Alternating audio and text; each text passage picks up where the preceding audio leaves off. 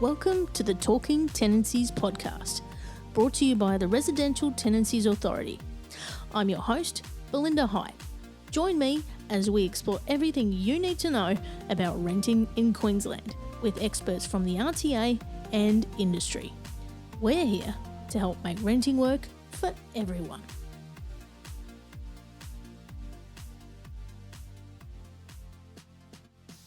Tenants usually pay for services such as electricity, gas, phone and internet when renting a property.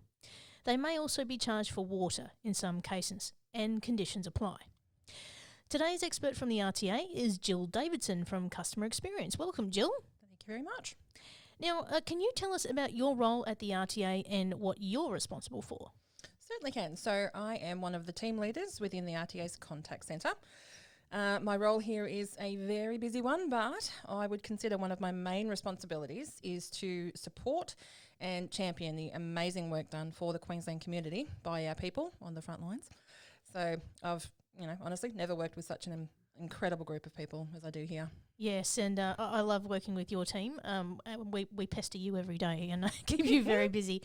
Now, today we are talking about utilities within a rental property and what to look out for when it comes to charges and responsibilities as a tenant or managing party. Firstly, as a tenant, what do we need to look out for before signing a tenancy agreement in relation to utilities like electricity, gas, phone and internet? So, Belinda, I would say that in amongst all the stress that comes with finding and starting a new tenancy, thinking about what utilities may or may not be connected at a potentially new property is the most commonly forgotten task. So, once upon a time, and I'm definitely showing my age, I think I did this last time too, it was really just as simple as asking if there was a TV antenna. Yeah. Oh, those are the days. I remember that. Right? I know. Is there a plug? Literally, that was all you had to look for. Where's the plug? But now, not quite the same. So we need to consider internet, so is it NBN, cable, ADSL, gas and or electricity, phone lines, solar, mobile phone coverage, pay TV, and it's a long list. It gets very complicated in today's age too, doesn't it? There's so many technologies. Mm-hmm. Yeah, definitely. So utility charges are, one of those things that can and will differ between tenancies as well. It's very easy to, especially if you've been in one place for a long time, to just take it for granted. It's going to be there. So, tenants really do need to make sure that they get some clarification on exactly what is there before they sign up. Just like any other aspects of a tenancy, if you're unsure of what's involved, the process around something or how things are calculated, definitely ask and, make sure the agreed details are outlined in the tenancy agreement so you have a written record of it. And I just want to quickly note here that there's also different scenarios around solar power and water charges that should be clarified and agreed upon before the tenancy agreement is signed. But, we'll cover that off in a bit more detail later. Yeah. Now, there are cases where property manager owners may pass on service charges to a tenant when on supplying services. How's that one managed?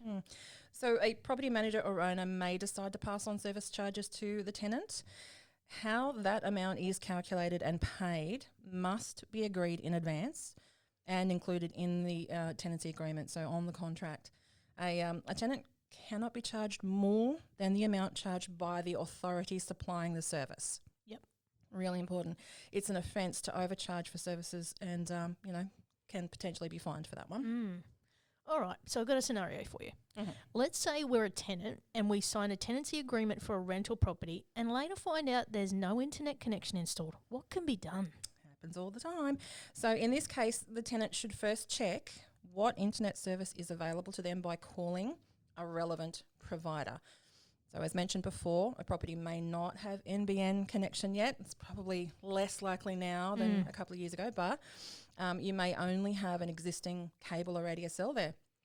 So when you have a good idea of what you can get in the rental property, you want to make sure the speed of the services available is sufficient for the tasks that you're going to be carrying out at home. A really important consideration nowadays, as we all know, is are you going to be working from home? Will the connection speed be sufficient? Nothing worse. Oh, yep. We're hearing it every day with our own guys. Yeah. So if a general internet connection already exists, And the tenant is charged a general connection fee on the first bill from, their internet provider, standard stuff. So to be sure to find out what the cost of the connection is and factor, you've got to factor that into your budget. So if it's a new property and the property's never had internet or NBN connected before, this can get a little tricky. So what happens there? Okay, so the property manager or owner is not required to supply an internet connection at the rental premises. Mm-hmm. May not feel logical, but internet is not classified as an essential service like electricity. Yep. Yet. We'll just leave that there. Yep. So a tenant may only apply for an internet or NBN service connection to be installed at the premises if the property owner or manager agrees. Very important. A tenant's request for permission to install an internet connection must be in writing. Email's fine. Mm-hmm. Doesn't have to be complicated. If an installation is agreed, this should form part of the special terms in the tenancy agreement or be included in a separate agreement that's, can be created. Mm-hmm. A new connection installation fee is usually charged. In some cases, a new development charge may also apply if the premises are a brand new area. Really important to discuss with the property owner or manager about who pays for the new connection and new development charge, because it could be considered as an improvement to the property. Any agreement for compensating the tenant's internet connection and installation charges to the premises, again, should be recorded in writing as a special term of the agreement. So property managers and owners really should have a good reason if they refuse to allow internet to be connected to the premises. Yeah, and I think one recommendation there is really to do your research, because I know for me, I built a new home and, doesn't have NBN or ADSL, and it's in its own special community. So you've got to be very careful where you are and what's available. Absolutely. So in the instance where we have a tenant that might have a medical condition where they need a landline phone within the property and one does not exist, which many new homes like mine don't have nowadays, what happens there? Mine doesn't either. Yep. Because it died and we didn't get it fixed, because, hey, who needs a landline? I just never had one. Some people do. So we'll break this one down into a few different scenarios. Similar to the internet connection, a landline connection does not have to be provided. It's always best to check to see if there's a connection before the start of the tenancy when you first do your initial inspection, and take into consideration that having a telephone line protruding from the wall does not necessarily mean there's an active connection. Mm-hmm. That's my house. Yeah. There's a point there. Doesn't work though. Yep. So if there's an active connection, make sure it works, unlike mine. Any arrangement about telephone connections, including connection fees, should be, again, outlined in the special terms of the tenancy agreement. If there's no active landline connection, a tenant should discuss the cost of connecting it with the property owner or manager, and any arrangement should be included as a special term, again, of the agreement in the contract. Mm-hmm. If tenancy has already started, so you've inspected, you've moved in, paid your bond, etc., and then, you as the tenant discover that a landline connection, it's not actually there, and no arrangement is made before the start of the tenancy, you should, as a tenant, follow the process for adding fixtures to the premises. Find that on the website, adding fixtures to the premises. Mm-hmm. So request permission to install the connection in writing. Update the tenancy agreement to include agreements for installation fees, connection fees, payment, and any potential compensation. Okay, so a property manager or runner, again, should have a good reason if they refuse to allow a landline to be connected to the property. Mm-hmm. Finally, if this is something the tenant needs for a specific reason, such as a medical condition, the tenant should discuss the installation and cost of the connection with the property owner or manager. And owners and managers, they do have an obligation to ensure that the property is fit to live in and not in breach of any health and safety regulations. Yeah, absolutely. Now, with solar power and rebates, property manager owners often keep this in their name for the rebate. How should this be handled? This one is very, very, very common. Happens. We get a lot of calls and inquiries about this one. If a property has solar power it is best for the tenant and the property manager or owner to negotiate how electricity will be charged before the start of the tenancy. Need to make sure everyone has clarity around their arrangements. Property owners need to consider their arrangement carefully before making any changes, because some accounts have lower tariffs that only remain in place if the account continues as it was first arranged. Mm-hmm. Being clear about any rebates at the start of the tenancy will avoid disputes later on. And as always, make sure agreed details for payments and or rebates and arrangements are outlined in the agreement. Yep. So there's a few options when it comes to solar power and rebates. So generally, the electricity account is in the property owner's name. Mm-hmm. And there's a few options. So I'll just run through a couple of examples. These are very basic though. Mm-hmm. Work with me. So they could pay the bill and ask the tenant to reimburse them the full amount minus the rebate. So for example, there's a $400 bill minus a $150 rebate. That's $250 payable by the tenant. Mm-hmm. They pay the bill and agree to pass on part of the rebate to the tenant. For example, $400 bill, $150 rebate. The property owner agrees to pass on 50% of the rebate, $75, meaning $325 payable by the tenant. Or they pay the account, receive the rebate, and they include the cost of the electricity service in the weekly rent. Look, there's a few other common scenarios that I've heard about in my own conversations with customers.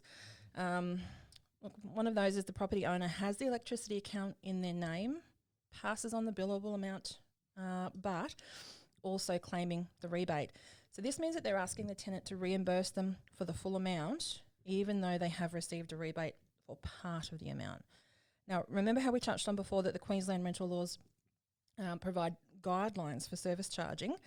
It does state that when a service is in a property owner's name, they cannot ask the tenant to pay more than the amount charged by the supply authority. Exactly. Very important to get clear. Yeah. You cannot ask a tenant to pay more than the amount charged by the supply authority. Yep. So the Queensland legislation is silent on whether this amount charged. I'm doing quotes. Yeah, I'm doing quotes, and everyone can see me. Yeah, no one can see me. So the legislation is silent on whether the amount charged refers to the total cost of the service or the total cost less the solar bonus. It also does not make specific reference to the scheme itself. This is one of the reasons why we really encourage tenants and property owners to discuss and agree on the details before the tenancy begins. Another scenario is when somehow the tenant has the electricity account in their name when it's a solar connection. This is a bit problematic because the bonus that was offered to property owners as part of the solar bonus rebate scheme will be affected if the account name changes. So we've heard of instances where a property owner makes the tenant set up their own electricity account for the solar power, and then they lose out on the bonus and can't get the original tariff back. So as you can see, it's super important to ask the hard questions and get clarity from the beginning so you know what the arrangements are and what you're in for, especially with solar power and how this has been set up for billing. Make sure you get the agreed arrangement in writing and included in the agreement for your records. That one sounds like a bit of a minefield, so Can really be, make yes. sure you communicate on that one. Absolutely. Now, when we look at caravan parks, services like electricity, water, reticulated gas and sewage are connected by the property owner manager. How are these handled for the tenant? So in these cases, electricity, water, reticulated gas and sewage are connected to the park in the name of the park owner or manager. The park owner or manager can pass these costs on to the tenant by either including the cost of the services with the rent, or if the service is individually metered to the caravan, they can add a separate charge on top of the rent. If it's individually metered and billed in the park owner's name, an additional week's bond may be taken for electricity. This amount, can't be more than 1 week's rent and must, again, be lodged with the RTA within 10 days. Well, there's a lot to take into account when it comes to utilities and charges and responsibilities when renting a property. And Definitely. thank you so much, Jill, for My pleasure. helping us to get a greater understanding of our responsibilities when it comes to utilities within a rental property. Thank you for listening to the Talking Tenancies podcast. For more information about the Residential Tenancies Authority, visit rta.qld.gov.au.